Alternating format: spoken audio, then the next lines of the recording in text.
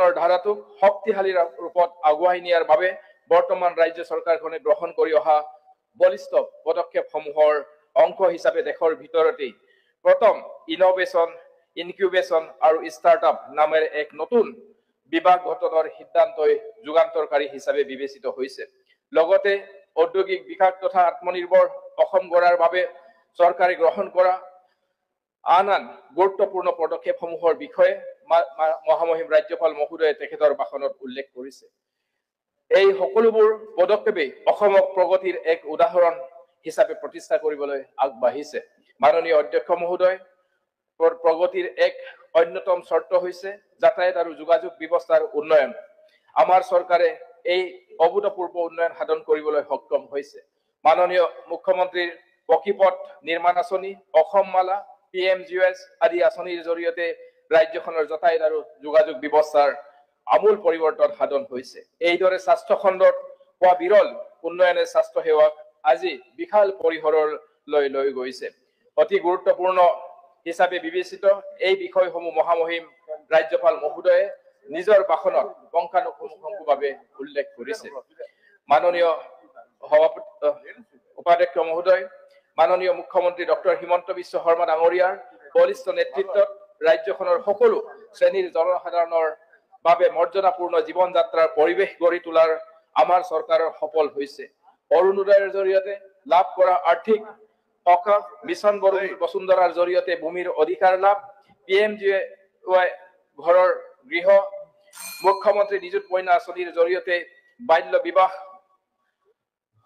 ৰোধ তথা কন্যা শিশুৰ ভৱিষ্যত সুৰক্ষিত কৰাৰ বাবে লোৱা পদক্ষেপ আদিয়ে সকলোৰে জীৱনলৈ নতুনত্ব কঢ়িয়াই আনিছে।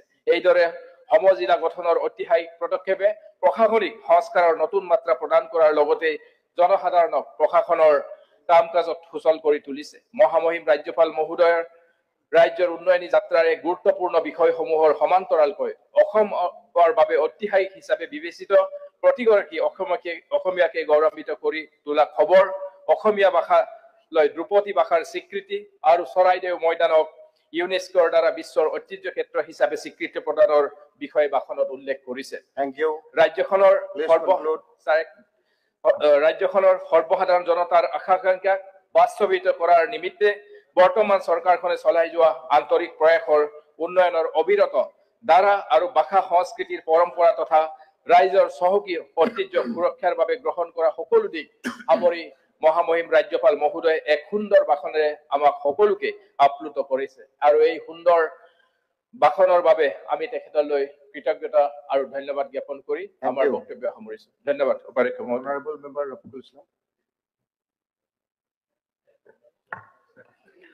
মাননীয় উপাধ্যক্ষ মহোদয়, ৰাজ্যপাল মহোদয়ৰ ভাষণত অসম চৰকাৰে হাতত লোৱা কিছুমান পৰিকল্পনাৰ কথাও আনিছে আৰু কৰি যোৱা কিছুমান কাম উল্লেখ কৰিছে। আমি লক্ষ্য কৰিছো আৰু কিছু গুৰুত্বপূৰ্ণ কাম যিবিলাক আছে কৰিব লগা বা পৰিকল্পনা আছিল সেইখিনি কিন্তু আমি দেখা নাই ৰাজ্যপালৰ ভাষণত। তাৰে কিছু পৰামৰ্শ আমি আগবঢ়াম। মাননীয় উপাধ্যক্ষ মহোদয়, ৰাজ্য এখন যদি আমি আমাৰ অসম চৰকাৰৰ শ্লোগান যে 5খন উন্নত ৰাজ্যৰ মাজত আমাৰ ৰাজ্যখন লৈ যাম, তাৰ কাৰণে আমাৰ ফাউণ্ডেশ্যন ষ্ট্ৰং হ'ব লাগিব। আৰু এখন ৰাজ্য যদি আমি 5খনৰ ভাৰতবৰ্ষৰ 5খন ৰাজ্যত লৈ যাব বিচাৰো, তেতিয়াহ'লে শিক্ষা, স্বাস্থ্য, ৰোডছ এণ্ড কমিউনিকেশ্যন এনেকুৱা ধৰণৰ গুৰুত্বপূৰ্ণ বিষয়বিলাকত আমি গুৰুত্ব দিব লাগিব। তো এডুকেশ্যনত যদি কওঁ মাননীয় উপাধ্যক্ষ মহোদয়, যোৱা 7 বছৰত 8,000ৰ অধিক বিদ্যালয় আমি শ্বাটডাউন কৰিলো, বন্ধ কৰিলো যিখন ৰাজ্যত। আৰু অধিক সংখ্যক প্ৰাইমাৰী আৰু আপাৰ প্ৰাইমাৰী বিদ্যালয়, এই ৰাজ্যত 8,000 বিদ্যালয় বন্ধ হৈছে। ছাত্ৰ ক'ত গৈছে? গোটেইখিনি প্ৰাইভেট বিদ্যালয়বিলাকত গৈছে। কিয় গৈছে? বন্ধ আমি কিয় কৰিছো? বোলে ষ্টুডেণ্ট নাই। ষ্টুডেণ্ট মাননীয় উপাধ্যক্ষ মহোদয় কেনেকে থাকিব?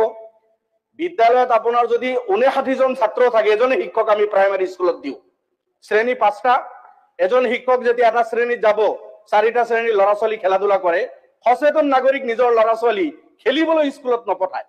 এই কাৰণবিলাকত গাৰ্জেনে হয়তো ছাত্ৰ নিদিয়ে আৰু চৰকাৰে এই সুযোগ লৈ আমি স্কুলবিলাক বন্ধ কৰি গৈ আছো। আৰু যোৱা 7 বছৰত 8,064খন বিদ্যালয় আমি এই ৰাজ্যত বন্ধ কৰিলো মাননীয় উপাধ্যক্ষ মহোদয়। আৰু প্ৰাইভেট বিদ্যালয়ত এই ছাত্ৰবিলাক গৈছে, তাতে 5টা শ্ৰেণী 8জন শিক্ষক আছে। 5,000, 7,000, 10,000 টকা মাননি দি এই শিক্ষকসকলে কাম কৰি আছে, তাতে কিন্তু আমাৰ ল'ৰা ছোৱালী দি আছো। কিন্তু চৰকাৰে বহুত হ্যান্ডসাম স্যালাৰি দিও শিক্ষক নিযুক্তি দিয়াৰ পিছতো পৰ্যাপ্ত শিক্ষক নথকাৰ কাৰণে 5টা শ্ৰেণীৰ কাৰণে এজন শিক্ষক দিয়াৰ কাৰণে এই ৰং পলিসিৰ কাৰণে আমাৰ বিদ্যালয়বিলাক ৰখাতলে গৈ আছে আমি বন্ধ কৰিব ধৰিছো এনেকুৱা যদি হয় এটা সময়ত গৈ আৰু 8000 বন্ধ হ'ব মানুহ কি হ'ব নিজৰ ল'ৰা-ছোৱালীক পঢ়াব প্ৰাইভেট বিদ্যালয়ত যাব কিন্তু গৰিব শ্ৰেণীৰ মানুহ মধ্যবিত্ত শ্ৰেণীৰ মানুহ প্ৰাইভেট বিদ্যালয় যদি ভাল বিদ্যালয়ত পঢ়াব বিচাৰে 1 লাখ 1.5 লাখ 2 লাখ 2.5 লাখ লৈকে বছৰি তেখেতসকলক খৰচ কৰিব লাগে ক'ত পাব এই পইচা মাননীয় উপাধ্যক্ষ মহোদয় গতিকে চৰকাৰে ঠিক তেনেকুৱা ধৰণৰ ঠিক এডুকেশন ডিপাৰ্টমেন্টত আপুনি আৰু এটা চাব ৰং বেঞ্চাৰ স্কুল প্ৰভিন্সিয়েলাইজেশন আমি কৰিলো 2013 যি প্ৰভিন্সিয়েলাইজেশন কিছু বিদ্যালয় কৰিলো যি কন্ডিশন আছিল 21ত আমি নতুন নতুন কন্ডিশন লগালো 11ত প্ৰভিন্সিয়েলাইজড হোৱা বিদ্যালয়সমূহত শিক্ষক এমই স্কুলত 5 জন 7 জন আছিল গোটেইখিনি ললো 21ত আহি 3 জন ললো আরবি টিচার হিন্দি টিচার সংস্কৃত টিচার আৰু এডিশনাল টিচাৰ আমি বাদ দিলু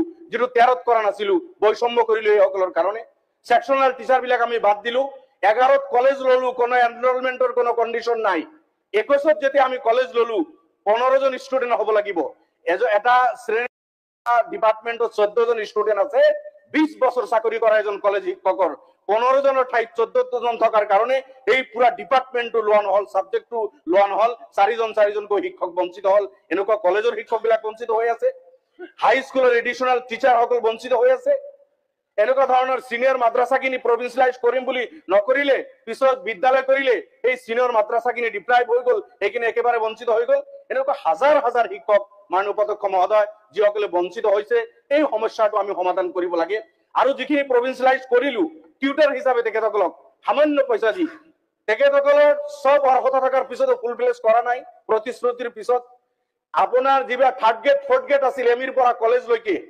এই সকলৰ কোনো কন্ডিশন নাই বিএড নাই নেট সেলেক্ট নাই 2013 তেখেতসকলক ফুল ফ্লেজ হিচাপে ললো 21 তেখেতসকলক সামান্য মাননি দি তেখেতসকলক আমি লৈ আছো এই যে আকৌ এটা সমস্যা এইবিলাক সমাধান কৰি এইবাৰ আমাৰ পৰামৰ্শ হল এক টু এমেন্ড কৰি এই সকল যাতে বঞ্চিত নহয় তেনেকুৱা ধৰণৰ এটা এক্ট আনিব লাগে তেতে আমাৰ এডুকেশন ডিপাৰ্টমেন্টটো ভাল হ'ব উচ্চ শিক্ষাৰ কাৰণে মাননীয় উপাধ্যক্ষ মহোদয় বিশ্ববিদ্যালয়ৰ কথা মাননীয় ৰাজ্যপাল মহোদয় কৈছে ভাল পাইছো আমি কিছু বিশ্ববিদ্যালয় হৈছে অসমত আৰু হৈ আছে এখন জিলাত দুখন কৰি হৈ আছে ভাল কথা কিন্তু বৰপেটা জিলাত আজিলৈকে বিশ্ববিদ্যালয় নাই গোৱালপাৰা জিলাত বিশ্ববিদ্যালয় নাই ধুবুৰী জিলাত বিশ্ববিদ্যালয় নাই মানকাছৰ শালমাৰা জিলাত বিশ্ববিদ্যালয় নাই বৰপেটাৰ পৰা আৰম্ভ কৰি ধুবুৰীলৈকে 200 কিলোমিটাৰ ঠাই কোনো এখন বিশ্ববিদ্যালয় নাই এই 50 লাখ পপুলেশনেৰ মাজত এখনো বিশ্ববিদ্যালয় নাই কিহৰ কাৰণে মাননীয় উপাধ্যক্ষ মহোদয় যদি ৰাজ্যখনক 5খন ৰাজ্যৰ মাজত লৈ যাব বিচাৰে এটা সেকশনত বাদ দি 1/3 পপুলেশনক নেগলেক্ট কৰি কেতিয়াও আমি তেনেকুৱা মনোভাৱ লৈ কাম কৰিলে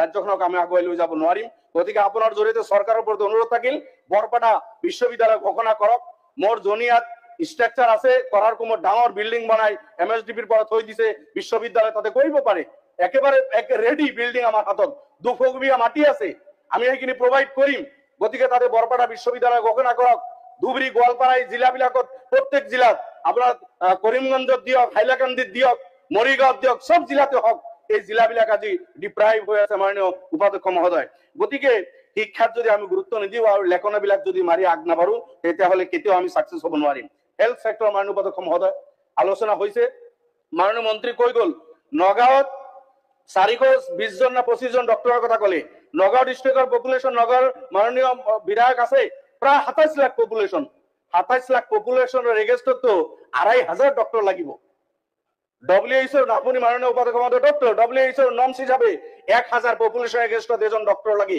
এই হিসাবে নগাঁৱত যদি 27 লাখত আমি হিসাব কৰো কিমান ডক্টর লাগে 27 ডক্টর লাগিব কিন্তু তেখেতে 400 ডক্টর আছে তাতে মেডিকেল কলেজত দেখো কৈ গলে ডবল আছে বলে তাতে এনেকুৱা ধৰণৰ কথা যদি শিক্ষা স্বাস্থ্য মন্ত্ৰী কয় এই ৰাজ্যৰ অৱস্থা কি হ'ব পেশেন্টৰ অৱস্থা কি হ'ব আজি মেডিসিন সরকারি হসপিটাল বিলাকত 50-60% মেডিসিন পাবলৈ নাই আকৌ তগলকি ফরমান জারি করে যিবিলাক মেডিসিন থাকিব সেইবিলাকে ডক্টর লিখিব তার মানে পেশেন্ট আহিব বেমার লৈ মেডিসিন নাই বুলি ডক্টর লিখিম বুলি লিখি নিলিখিব আৰু সেই ধৰণৰ বেমাৰে থাকি যাব এই মানুহখিনিক মাৰিব বিচাৰিছে নেকি গতিকে মেডিসিন প্ৰভাইড কৰিব লাগে ক্যান্সার পেশেন্ট সব অসমত কিমান আপুনি ভালকৈ জানে আমাতকৈ ক্যান্সার ইমান হিপাইছে অসমত তাৰ কাৰণে গতিকে মোৰ প্ৰস্তাৱ থাকিল অসম চৰকাৰে শিক্ষা আৰু স্বাস্থ্য দুটাই ফুললি ফ্ৰী কৰক আমি ইমোশনাল অসমীয়া জাতি কিছুমান বস্তু আমাক দিলে আমি ভাল পাওঁ কিছুমান উৎসৱ পৰ্বণৰ নামত আমাক উপহাৰ গিফট দিলে আমি ভাল পাওঁ সেইবিলাক নিদি মেডিচিন ফ্ৰী কৰক 100% মেডিচিন ফ্ৰী হ'ব লাগে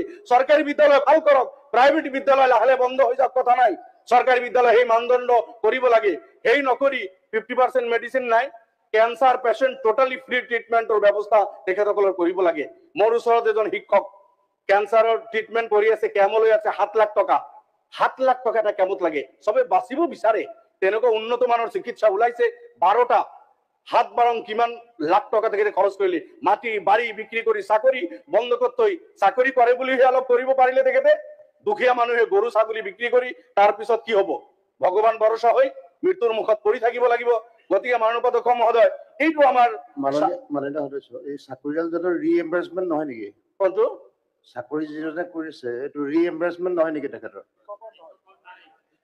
শিক্ষকৰ নাই আৰু থাকিলেও সামান্য তো মাননীয় উপাধ্যক্ষ মহোদয় ডক্টৰ লাগে মোৰ সমষ্টিত এটা মডেল হস্পিটেল চান্দমামা কমসে কম 8জন ডক্টৰ হ'ব লাগে কোনোদিন 2জনতকৈ বেছি ডক্টৰ নাই কেতিয়াবা আকৌ এজন হয় গতিকে হস্পিটেল বিলাকত ডক্টৰ নাই ষ্টাফ নাৰ্ছ নাই মোৰ কলকাতা সিভিল হস্পিটেলত 32 জন নাৰ্ছৰ প্ৰয়োজন কিন্তু নাই আমি বিচাৰিও নাপাও এইবিলাক কথা গোটেই অসমত চৰচাপৰি বিলাকত যদি যায় বাগানত যায় ডক্টৰৰ অভাৱ নাৰ্ছৰ অভাৱ ষ্টাফৰ অভাৱ বাগান অঞ্চল বিলাকত স্কুল টিচাৰ এপইন্ট কৰা হয় স্কুল বিল্ডিং বহুত ধুনীয়া বনাইছে কিন্তু তাত টিচাৰ আছে না এইটো লক্ষ্য কৰিব লাগিব টিচাৰে তাতে জয়েন কৰা নাই কিয় কৰা নাই এই খবৰখিনিও ৰাখিব লাগিব গতিকে চৰচাপৰি বাগান অঞ্চল বিলাকত অকল স্কুল বিল্ডিং কেইটাৰ নামে এডুকেশ্যন নহয় হস্পিটেল বিল্ডিং মেডিকেল কলেজৰ এই বিল্ডিঙৰ নামে হেল্থ নহয় মাননীয় উপাধ্যক্ষ মহোদয় ইয়াৰ কাৰণে যিখিনি কৰিবলগীয়া পদক্ষেপ চৰকাৰে এইখিনি ল'ব লাগে আৰু 100% এডুকেশ্যন এণ্ড হেল্থ এই সাৰ্ভিসখিনি ফ্ৰি হ'ব লাগে এটো আমাৰ প্ৰস্তাৱ থাকিল এটো মাননীয় উপাধ্যক্ষ মহোদয় কৃষিৰ কথা হৈছে আজি ধানত এমএসপি দিছে সৰিহৰ কথা কৈ আছে কিন্তু এতিয়াও কিনা বেচা আৰম্ভ হোৱা নাই মৰাপাটতো এমএসপি দিব লাগে কৃষি বিভাগে এটো সিদ্ধান্ত ল'ব লাগে অসমৰ কৃষকে বহুত মাকৈ খেতি কৰে তাতো যদি এমএসপি দিয়ে খেতিয়কসকলে আপোনাৰ স্বাৱলম্বী হ'ব আলু খেতি অসমত বহুত হয় তাৰ ওপৰত এমএসপি নিৰ্ধাৰণ কৰিব পাৰে এনেকুৱা আৰু বহু কেইটা সামগ্ৰীৰ ওপৰত এমএসপি নিৰ্ধাৰণ কৰি বিজেপিৰ যেটো স্লোগান দুগুণা কৃষকৰ আয় কৰিব লাগে তাৰ কাৰণে এনেকুৱা ধৰণৰ পদক্ষেপ লগাব লাগিব কিন্তু কৃষি বিভাগ যিবিলাক বীজ বা যিখিনি সহায় কৰে সময়ত গৈ নাপায় খেতি বাতি মানুহে লগৰ পিছত গৈ সেই মৰা বীজ বিলাক বা সেই বস্তুবিলাক পুলিবিলাক তাত গৈ পায় এইবিলাক বস্তুৰ ওপৰতো গুৰুত্ব নাই যে নহক এই সব বস্তুৰ ওপৰত লক্ষ্য ৰাখিব লাগিব মাননীয় উপাধ্যক্ষ মহোদয় গৰাখহনীয়া অসমৰ ডাঙৰ এটা সমস্যা হয় যোৱা 2-3 বছৰৰ পৰা গৰাখহনীয়াৰ ওপৰত বা মাথাউৰিৰ ওপৰত ভালেখিনি কাম হৈছে কিন্তু গৰাখহনীয়াগ্ৰস্ত মানুহৰ পাৰ্মানেন্ট সেটেলমেন্টৰ কাৰণে কোনো ব্যৱস্থা নাই এই গৰাখহনীয়াগ্ৰস্ত মানুহখিনি চিনাক্ত কৰি তেখেতসকলক ল্যান্ড প্ৰভাইড কৰি পাৰ্মানেন্ট তেখেতসকলক ৰিহেবিলিটেশনৰ ব্যৱস্থা কৰা এটো বহুত ডাঙৰ এটা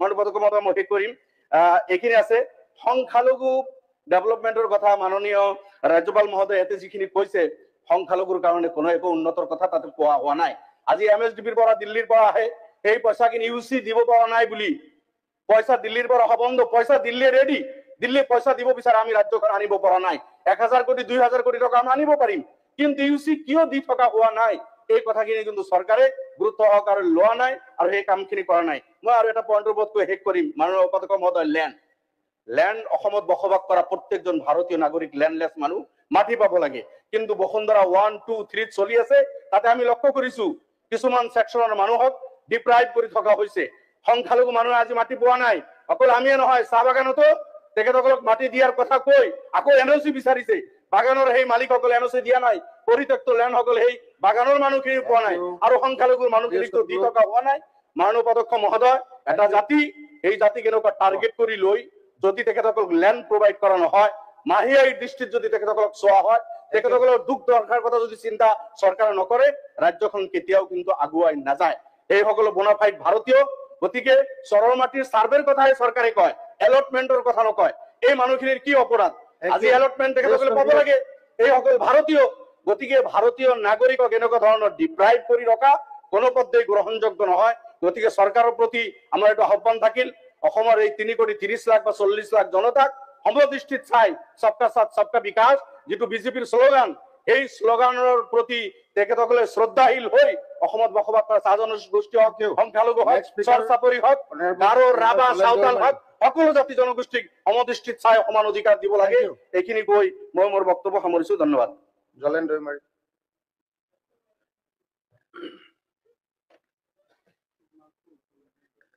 অধ্যক্ষ মহোদয় উপাধ্যক্ষ মহোদয় ইয়াত একেবাৰে আপোনালোকে এজন বিধায়ক থকালৈকে ক'বলৈ দিলে, কিন্তু আমি যোৱাকালিৰ পৰা দিছো, BPF-ৰ পৰা এজনকো এতিয়া বক্তব্য ৰাখিবলৈ দিয়া হোৱা নাই। গতিকে এটা নিয়ম এটা কৰি লোৱা ভাল, এটা দলৰ এটা এটাকে কোৱাৰ পিছত বাকী দি থাকিব লাগে আচলতে। নিয়মটো ইয়াত নাই, লিষ্টটো যিটো আছে চিৰিয়েলি মই দি গৈ আছো, সেইকাৰণে বেয়া পাব নালাগে। মানগাৰাং যদি লেঙাই আপোনালোকৰ হোৱা নাই, বংশীগিৰি definitely you'll get it. ধন্যবাদ থাকিল। যোৱা 17 ফেব্ৰুৱাৰী ৰাজ্যপালৰ ভাষণৰ ওপৰত ধন্যবাদসূচক প্ৰস্তাৱক মই সমৰ্থন জনাই দুআষাৰমান বক্তব্য ৰাখিব বিচাৰিছো। প্ৰথমে 2020-ৰ যি বিটিআৰ শান্তি একৰ্ডৰ চুক্তিৰ পিছত বিটিআৰত যে 17 তাৰিখত যি বাজেট অধিৱেশন আৰম্ভ হ'ল, এই বাজেট অধিৱেশনে অসমৰ লগতে সমগ্ৰ ভাৰতবৰ্ষত এটা শান্তিৰ বাৰ্তা পঠাইছে বুলি আমি ক'ব বিচাৰিছো। প্ৰথমবাৰৰ বাবে বিটিআৰ অঞ্চলত যেহেতু অসম বিধানসভা আৰম্ভ হৈছে, তো এইটো আমাৰ কাৰণে বিটিআৰৰ শান্তি আহিছে, ইয়াৰ এটা মেছেজ। তো ইয়াত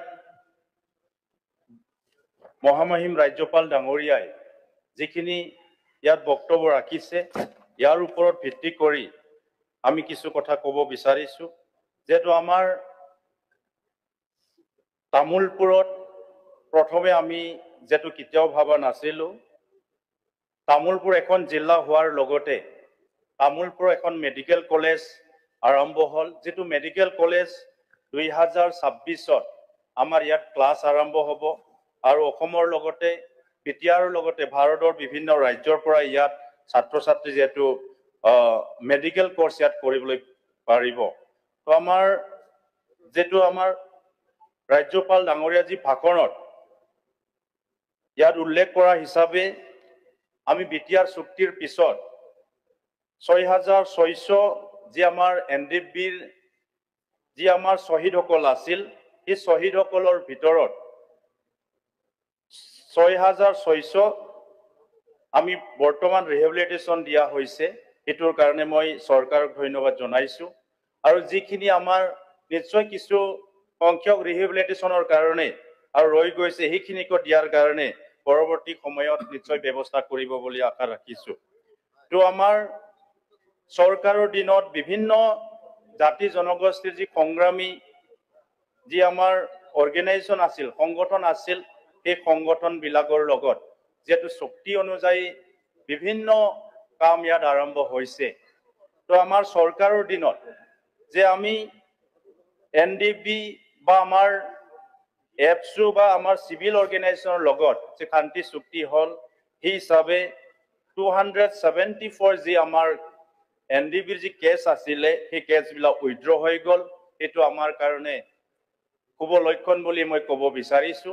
কিন্তু যিসকল আজিও নিশ্চয় বহুতৰ কেছ উইথড্ৰ হোৱা নাই আৰু বহুত কেডাৰ হয়তো এতিয়াও জেলত আছে, নিশ্চয় পৰৱৰ্তী সময়ত আমাৰ চৰকাৰে পেণ্ডিং থকা কেছ আৰু জেলত থকা আমাৰ যিসকল কেডাৰ আছে, নিশ্চয় সেইটো ৰিলিজ দিয়াৰ কাৰণে হয়তো ব্যৱস্থা কৰিব বুলি আমি আশা ৰাখিছো।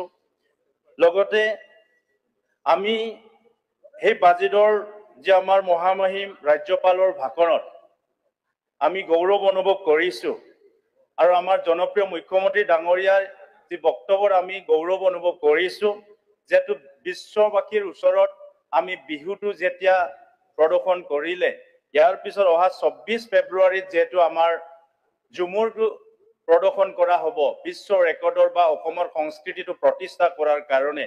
তো ইয়াৰ পিছত যেহেতু আমাৰ বাগুৰুম্বা আছে, এই বাগুৰুম্বাকো যেহেতু কৰাৰ কাৰণে এটা প্ৰতিশ্ৰুতি দিছো, এইটো আমি ভাল পাইছো আৰু আমাৰ তৰফৰ পৰা নিশ্চয় এইটো আশা ৰাখিছো পৰৱৰ্তী সময়ত বিহু আৰু ঝুমুৰৰ নিচিনা বাগুৰুম্বাখন আমি বিশ্বত অসমৰ এটা সংস্কৃতিৰ অংশীদাৰ হিচাপে বিশ্বত প্ৰতিষ্ঠা কৰাৰ কাৰণে নিশ্চয় অহা নৱেম্বৰ বা ডিচেম্বৰৰ এইটো ষ্টেপ ল'ব বুলি আমি আশা ৰাখিছো। তো আজি আমাৰ যি ৰাজ্যপাল যি ভাষণ, ইয়াত এটা কথা উল্লেখ কৰিছে যে এইটো হ'ল আমাৰ 2006ত যেটো প্ৰভিন্সিয়াল এক্ট হিচাপে যেটো নতুনকৈ কেবিনেট কমিটি এটা ডিসকাস প্ৰভিঞ্চিয়েলাইজৰ ওপৰত আৰু ৰিডিছকাশ্যন চলিব। তো বিটিআৰ একৰ্ড অনুযায়ী 2020 বিটিআৰ একৰ্ড অনুযায়ী 6.3 যি ক্লজ আছিলে, সেই ক্লজ অনুসৰি আমাৰ বিটিআৰ অঞ্চলত আৰু বিটিআৰৰ বাহিৰত থকা যিবিলাক আমাৰ বড়ো মিডিয়াম স্কুল আছে, সেই স্কুলবিলাক প্ৰভিঞ্চিয়েলাইজ কৰাৰ কাৰণে যি এটা প্ৰক্ৰিয়া আছে, সেই প্ৰক্ৰিয়াটো আমি ইয়াৰ যি কেবিনেটৰ যি কমিটি, সেই কমিটিৰ আওতাত আনি আমাৰ বিটিআৰ আউটসাইড অফ বিটিআৰ যি বিদ্যালয়বিলাক আছে, সেইটো আমি প্ৰভিঞ্চিয়েলাইজ কৰাৰ কাৰণে সিদ্ধান্ত ল'ব বুলি আশা ৰাখিছোঁ। আমি এটা কথা আমাৰ সন্মানীয় মুখ্যমন্ত্ৰী ডাঙৰীয়াক ধন্যবাদ দিব বিচাৰিছোঁ, যিহেতু অসমত বিভিন্ন অঞ্চলত তেনেকুৱা আমাৰ হিষ্ট্ৰিকেল প্লেচ আছে। তো আমি বড়োফা, আমাৰ ফাদাৰ অফ বড়োজ যে সমাধিস্থল আছে, আমাৰ মুখ্যমন্ত্ৰী ডাঙৰীয়াই যিহেতু এইটো ডেভেলপ কৰাৰ কাৰণে যে আমাক প্ৰতিশ্ৰুতি দিছে, এইটো আমি বিটিআৰ বাসী হিচাপে ধন্যবাদ মানিছোঁ।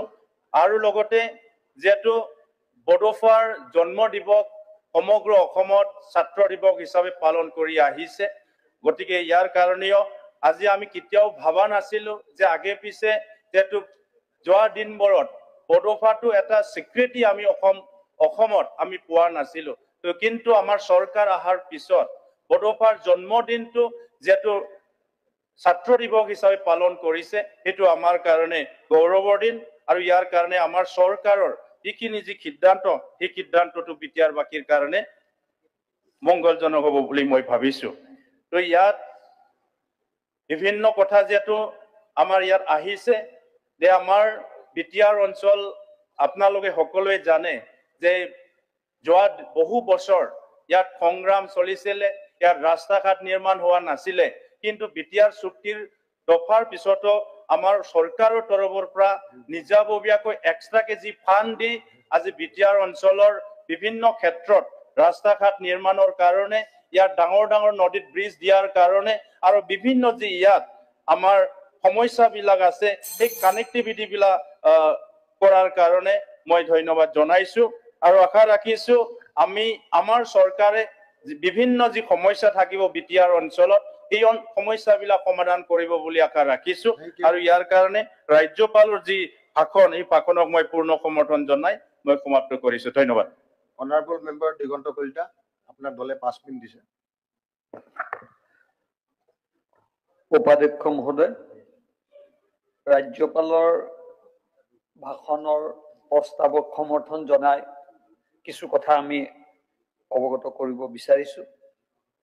আপোনালোকে জানে যে আমাৰ মুখ্যমন্ত্ৰী ডাঙৰীয়া ডক্টৰ হিমন্ত বিশ্ব শৰ্মা ডাঙৰীয়াই যেতিয়া শাসনভাৰ লৈছিল আৰু আজি 4টা বছৰ সম্পূৰ্ণ কৰিলে, আৰু এই 4টা বছৰত যিখিনি আঁচনি গাঁৱত থকা শেষৰজন পৰিয়াললৈকে বা চহৰৰ উন্নয়নৰ কাৰণে বা শিক্ষাৰ ক্ষেত্ৰত হওক বা স্বাস্থ্যৰ ক্ষেত্ৰত হওক বা অন্যান্য যিবিলাক আমাৰ ইনফ্ৰাষ্ট্ৰাকচাৰ ডেভেলপমেণ্টৰ ক্ষেত্ৰত যিখিনি আঁচনি আনিছিল, সেই আঁচনিখিনি এতিয়া বাস্তৱত ৰূপায়ণ হৈ আছে। আৰু এখন সুন্দৰ অসম গঢ়াৰ সপোন মুখ্যমন্ত্ৰী ডাঙৰীয়াৰ নেতৃত্বত আমাৰ প্ৰত্যেকজন সন্মানীয় মন্ত্ৰী, প্ৰত্যেকজন সন্মানীয় বিধায়কে যি ভূমিকা পালন কৰিছে আৰু অসমৰ ৰাইজে সেইটো স্বীকাৰ কৰি লৈছে। আৰু তাৰ পৰিণতি হিচাপে আজি আমি সামগ্ৰিক ভাৰতীয় জনতা পাৰ্টি চৰকাৰখনৰ প্ৰতি ৰাইজৰ এক আস্থা আৰু বিশ্বাসত পৰিৱৰ্তন হৈছে। মই এইটোৱে কৈছো যে ৰাজ্যপালৰ ভাষণত বহুত কথা প্ৰকাশ হৈছে, আৰু এনেকুৱা দিনো হ'লগৈ আমি যে পবিত্ৰ বড়োভূমিটো গৈ আমি সুন্দৰকে আজি পবিত্ৰ বিধানসভা পাতিবলৈ সক্ষম হলো। এটা দিন আছিল সেই ঠাইত ভাতৃত্বমূলক সংঘৰ্ষ হৈছিল আৰু আপোনালোকে সকলোৱে প্ৰত্যক্ষ কৰিছিল। কাৰ দিনত হৈছে মই সেই কথাটো আপোনালোকক উনুকিয়াবলৈ যাব খোজা নাই। যি নহওক, সেই ঠাইত আজি আমি এক সুন্দৰ পৰিৱেশ দেখিবলৈ পাইছো। আমি এইটোৱে কৈছো যে বিশেষকে স্বাস্থ্য বা সকলোৱে ইয়াত বহুত ধৰণৰ উন্নয়নৰ কথা কৈ আছে, একেটা কথাকে আমি ক'ব বিচৰা নাই। আজি এটা উদাহৰণ দিছো, এটা সময়ত অৰুণোদয় আঁচনিটো যেতিয়া আমি আনিলো, বিৰোধীয়ে সকলো বিৰোধী আমাক তুচ্ছ তাচ্ছিল্য কৰিছিল আৰু আজি পৰ্যন্ত অৰুণোদয়ৰ বিপক্ষে তেখেতসকলে মাত দি আহিছে। আমি এটা সময়ত নাই নাই সকলো বিৰোধী বুলি এনে কৈছে ছাৰ। ক'ব দিয়ক, সেইটো উঠাই দিবলৈ দিয়ক। আপুনি সকলো ক'ব। বিৰোধীয়ে কোৱা নাই ছাৰ। আপুনি কৈ আছে। আপোনাৰ সময়ত আপুনি ক'ব। আপোনাৰ যিটো আছে আপোনাক টাইম ক'ব। দিছো। আৰু পিছত এই কম বুলি কথাটো কৈছিলে। বাস্তৱ। আপোনালোকে যদি বিৰোধীৰ ভাষণ চাবলৈ যায়, সদায় অৰুণোদয়ৰ বিপক্ষে ক'বলৈ যায়। আজি অসম চৰকাৰে এটা সময়ত আমি প্ৰত্যেকটা সমষ্টিত 7,000 দিলো, 7ৰ পৰা 15 হ'ল, 15ৰ পৰা 22 হ'ল, 22ৰ পৰা 28 হ'ল। আজি 30,000 পৰিয়ালক অৰুণোদয় দিবলৈকে আমি সক্ষম হৈছো। যদি এটা সমষ্টিত 30,000 পৰিয়ালে যদি অৰুণোদয় পায়, তাৰ ভাগ কি বিৰোধীয়ে পোৱা নাই নেকি? ক'ব পাৰিব নেকি? সিলেকশন কমিটি যে বিজেপিৰ মেম্বাৰ আজি ঠিক সেনেকুৱাই কথা নহয়। অন্য ক্ষেত্ৰত আজি মই কম, আজি বিৰোধীয়ে আমাক সমালোচনা কৰিছে। বিৰোধীয়ে এই বাজেটখন লৈ পেলাই তেখেতসকলে তীব্ৰ বিৰোধিতা কৰিছে। কৰক, বিৰোধিতা কৰিব লাগে কাৰণে বিৰোধ কৰিছে, এনেকুৱা হ'ব নালাগে। মই সকলো বিৰোধীক কৈছো যে আপোনালোকে ভাল কামখিনিক এপ্ৰিচিয়েট কৰক আৰু বেয়া কামখিনি আমাক দেখুৱাই দিয়ক। তেতিয়াও তেখেতসকলে নকৰে, খালি প্ৰত্যেক ক্ষেত্ৰত তেখেতসকলে বিৰোধিতা কৰে। আজি মই আপোনালোকক ক'ব বিচাৰিছো, মিছন বসুন্ধৰা 1, মিছন বসুন্ধৰা 2, আজি ই-ফাইল, এইবিলাক কি উন্নয়নৰ এক বিকাশ নহয় জানো? উদাহৰণ নহয় জানো? এটা সময়ত ছাৰ যদি অৰুণোদয় যদি দিব লাগে চবকে দি দিব লাগে। এনেকে ব্লেকমেইল কৰি থাকিব নালাগে। আজি ছেক্ৰেটাৰিয়েটত 30,000 মানুহ পাইছে। আজি মই কাকো ইয়াত কাৰো কথাত মই কমেন্ট নকৰো, খালি এটা কথা কৈছো, গাত কিয় লাগে? গাত লাগিব নালাগে নহয়। আজি ক'ব নাপায় কিছুমান কথা। আজি এজন বিৰোধী দলৰ কোনো এজনে আজি এইটো কথা প্ৰকাশ নকৰিলে যে আমাৰ ইয়াৰ পৰা কোনোবা নেতা গৈ পাকিস্তানত গৈ পাকিস্তানৰ লগত কথা পাতিছে। কোনো বিৰোধীয়ে এইটো প্ৰত্যুত্তৰ নকৰে।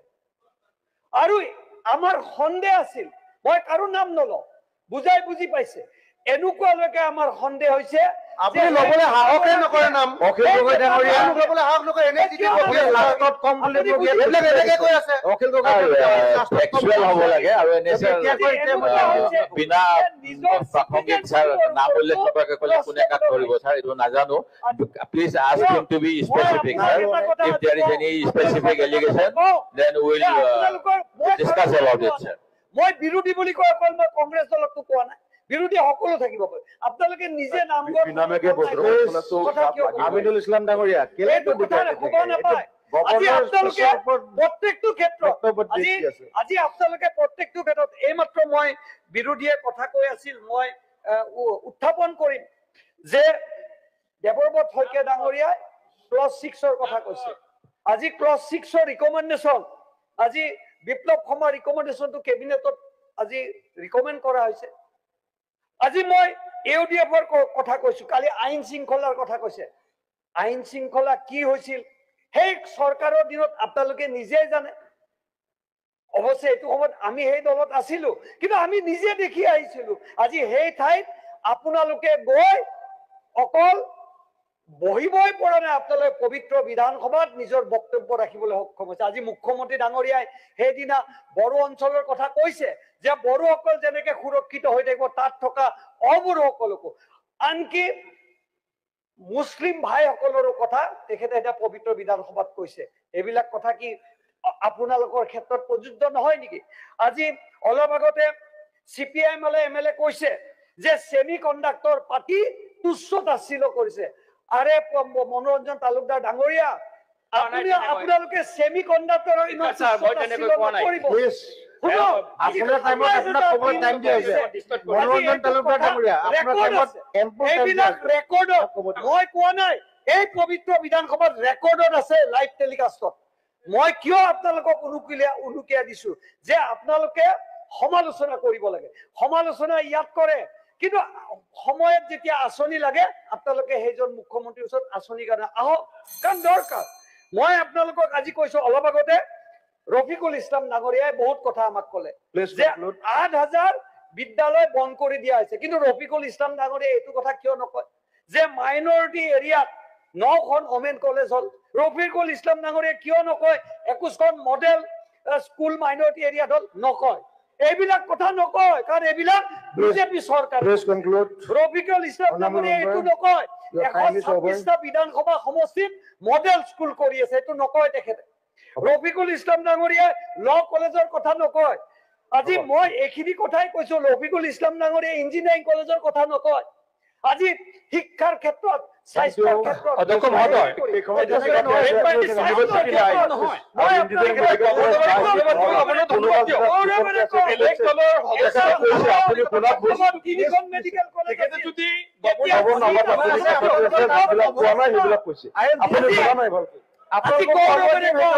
আজি 1600 সিট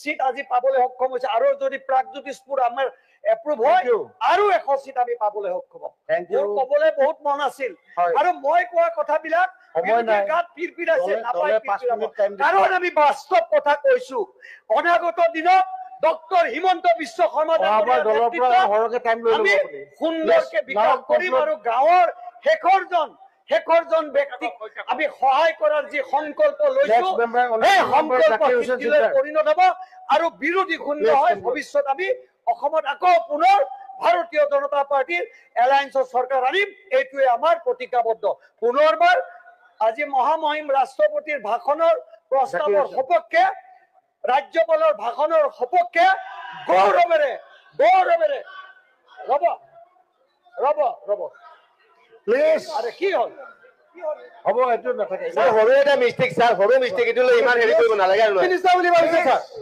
এটা পাৰ্লিয়ামেণ্টাৰী মিনিষ্টাৰ বুলি ভাবি ৰিপ্লাই দি আছে আপুনি আপোনাৰ মন্ত্ৰী হৈছে আপোনাৰ নাপায় কাৰণে হেতুতে ধৰি অখিল গগৈ ডাঙৰীয়া আপুনি ডিসকাস কৰি থাকিলে আপুনি কোৱা সময় ৰাজ্যপালৰ আপোনাৰ স্পিচৰ প্ৰস্তাৱ ৰাখি তেওঁৰ সপক্ষে গৌৰৱেৰে এই ভাষণক আমি পূৰ্ণ সমৰ্থন দিছো ভাৰত মাতা কি জয় অনাৰেবল মেম্বাৰ জাকিৰ হুছেইন সিকদাৰ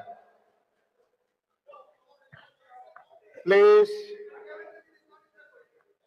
হ'ব মাননীয় উপাধ্যক্ষ ডাঙৰীয়া মাননীয় ৰাজ্যপাল ডাঙৰীয়াৰ ভাষণৰ শাসক পক্ষই যি ধন্যবাদ সূচক প্ৰস্তাৱ আনিছে তাৰ বিৰোধিতা কৰি মই বক্তব্য দিব ওলাইছো অলপ আগতে মাননীয় বিধায়ক দিগন্ত কলিতা ডাঙৰীয়াই প্লট 6ৰ বিষয়ে কৈছে কিন্তু আজিৰ তাৰিখত বিপ্লৱ শৰ্মা ডাঙৰীয়াই যি প্ৰতিবেদন দিছে অসম চুক্তিলৈ প্লট 6 লৈ তাক ৰাজহুৱা কৰিব পৰা নাই কেন্দ্ৰীয় চৰকাৰেও তাক এতিয়ালৈকে সিলমোহৰ মাৰা নাই এই কথাখিনি হয়তো দিগন্ত কলিতা ডাঙৰীয়াই নাজানে আপোনাৰ জৰিয়তে ৰাজ্য চৰকাৰক দৃষ্টিগোচৰ কৰিলো মাননীয় উপাধ্যক্ষ ডাঙৰীয়া ৰাজ্যপাল ডাঙৰীয়াই বিভিন্ন বিষয়ৰ ওপৰত চৰকাৰক প্ৰশংসা কৰি গৈছে চৰকাৰৰ গুণাকীৰ্তন কৰিছে মই কেইটামান ডিপাৰ্টমেণ্টৰ ওপৰত কেইটামান বিভাগৰ ওপৰত যেহেতু সময় একেবাৰে কম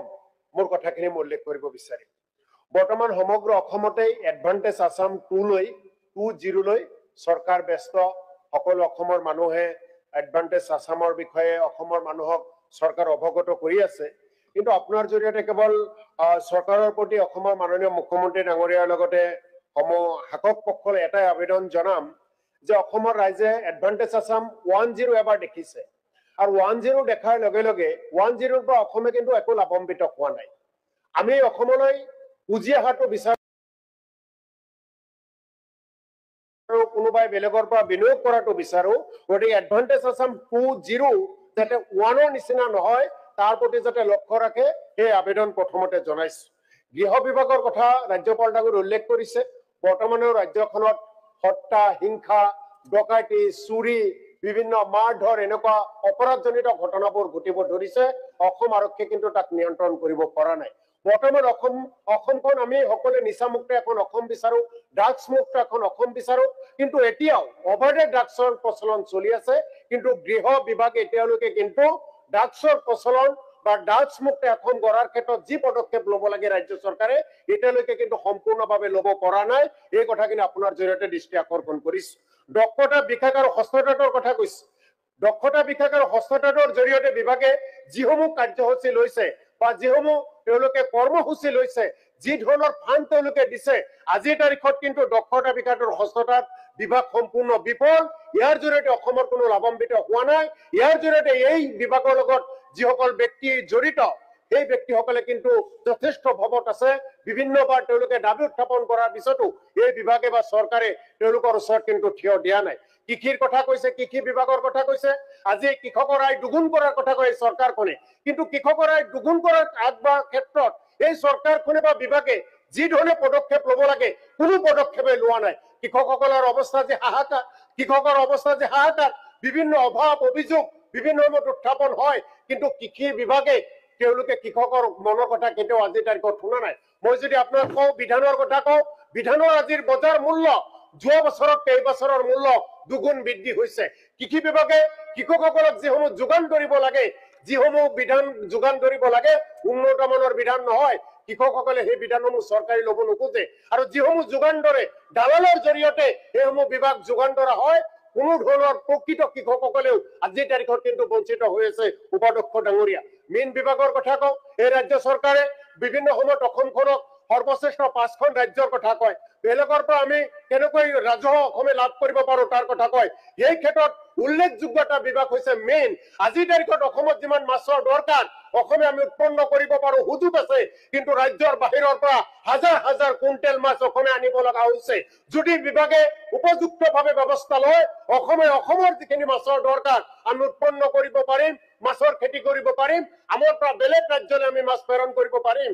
কিন্তু যিসকলে মীন পালক এই পালকসকলৰ লগত কথা বাৰ্তা বিভাগে কেতিয়াও নাপাতে। কি ব্যৱস্থা ললে, কেনেদৰে পুঁজি দিলে তেওঁলোকে উপকৃত হব, তেওঁলোকে অসমক স্বাৱলম্বী কৰিব পাৰিব, এই ক্ষেত্ৰত কোনো ব্যৱস্থাই ৰাজ্য চৰকাৰখনে নলয়।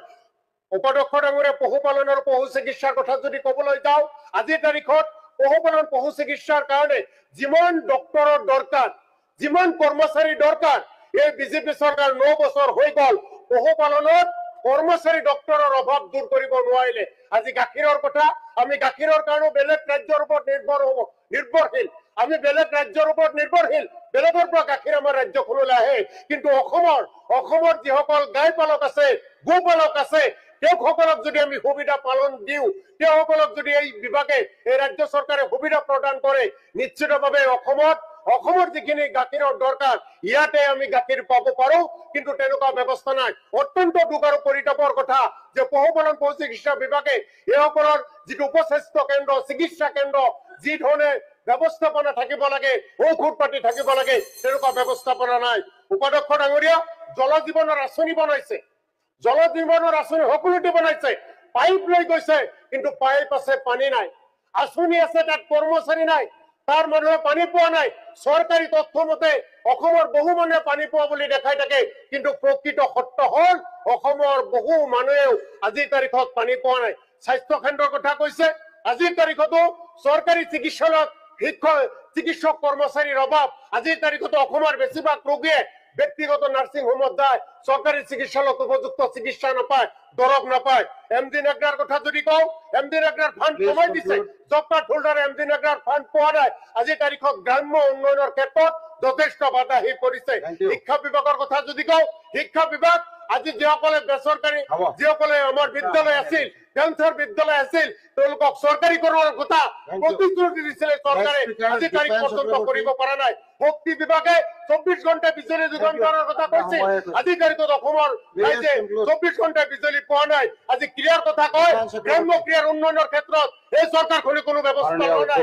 জল সম্পদত মাথাউৰি নিৰ্মাণৰ কথা কয়, বহু নদী আছে, আজি তাৰিখত মাথাউৰি নিৰ্মাণ কৰা নাই। গতিকে উপাধ্যক্ষ ডাঙৰীয়া, জলসিঞ্চন, উদ্যোগ, সংখ্যালঘু কন্যাল, চাহ জনজাতি, আদিবাসী, এই ক্ষেত্ৰত কোনো ধৰণৰ গতিকে এই বিষয়ে ৰাজ্যপাল ডাঙৰীয়াই যিখিনি বৰ্ণনা কৰিছে তাক আমি নস্যাৎ কৰিছো।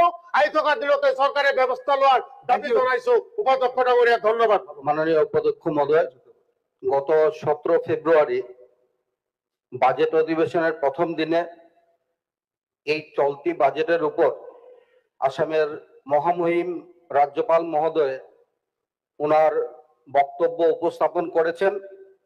আর এই বক্তব্যের উপর ধন্যবাদ সূচক বক্তব্য দেওয়ার জন্য, আমাকে সুযোগ করে দেওয়ার জন্য আপনাকে প্রথমে ধন্যবাদ জ্ঞাপন করছি।